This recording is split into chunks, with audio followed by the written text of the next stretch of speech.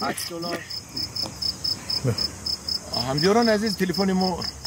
جور شد هوا 45 گرادوس گرم است ما توقف کرده شدیم برای شما ما همه چی توقف میکنیم خودش کن انا آقای عبدالزاده آقای حساب کردن نرخ زیره رو 1 کیلو زیره $5-6 حساب کردیم بسر میانه 500 کیلو که گیرن $3,000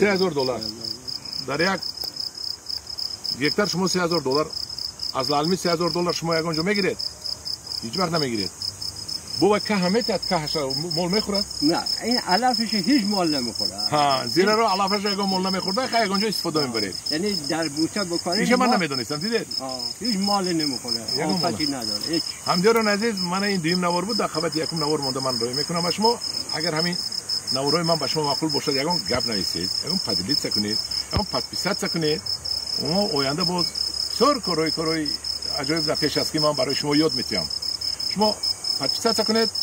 یاد دادن وطن اصلی من نوحیه به نوحیه گشتن متخصص یافتن